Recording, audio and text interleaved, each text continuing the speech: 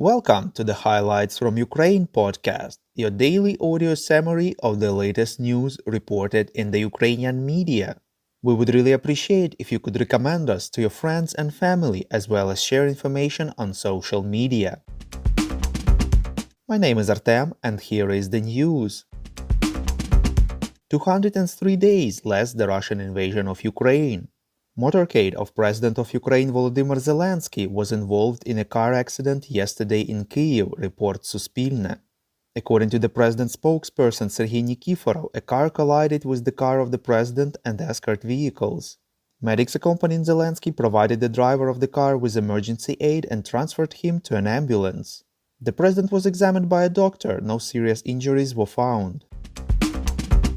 The Russian forces fired 8 cruise missiles against the city of Kryvyi Rih, which is a large industrial center of Dnipropetrovsk region in central Ukraine, reports Ukrainska Pravda. The attack was aimed against the city's hydraulic structures, causing a danger of flooding the residential areas. The president of Ukraine, who was born and raised in Kryvyi Rih, called this attack another vile act by Russia. He called Russian weaklings who are waging a war against civilians. Quote, "Scoundrels who haven't fled the battle are trying to do harm from somewhere far away. You will remain terrorists whom their own grandchildren will be ashamed of," unquote.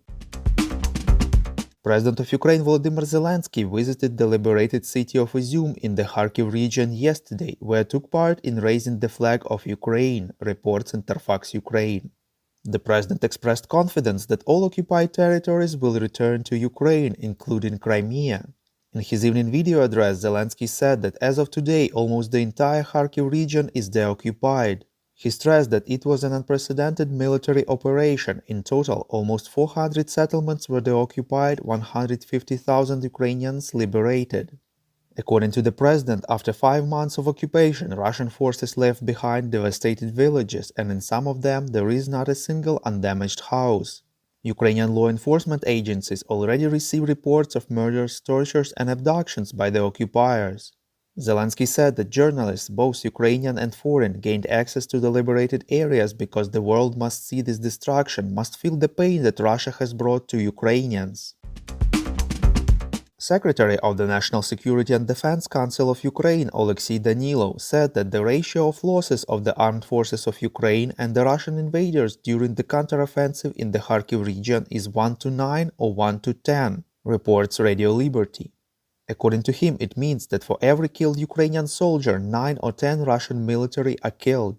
Danilov emphasized that this is very interesting data and that the armed forces break known military stereotypes because, according to the laws of war, usually greater losses occur during an offensive. The General Staff of Ukraine informs that the enemy is trying to regroup the troops, reports Union. In order to hold the temporarily captured territories, the enemy is trying to strengthen the first line of defense in the Donetsk and Zaporizhia regions. The Russian command is moving their reserves from the units of the 3rd Army Corps, as well as the remnants of units that were withdrawn from the Kharkiv direction. At the same time, due to logistical issues, Russian forces on the front line feel the lack of certain types of ammunition for rocket launchers and artillery. Ukrainian air defense units downed 4 aircrafts, 3 Su-25 and 1 Su-24M. About 5,000 military personnel underwent basic combined arms training in the UK, reports Militarny. According to the General Staff of Ukraine, they received basic knowledge, skills, and abilities of tactical medicine, engineering, fire, psychological and tactical training, including conducting offensive and defensive actions in urbanized areas. Instructors from Canada, the Netherlands, New Zealand, Ukraine, and the United Kingdom teach in this course. President of the European Commission Ursula von der Leyen visited Kyiv yesterday, reports Interfax Ukraine. She announced plans to introduce Ukraine into the European free roaming zone.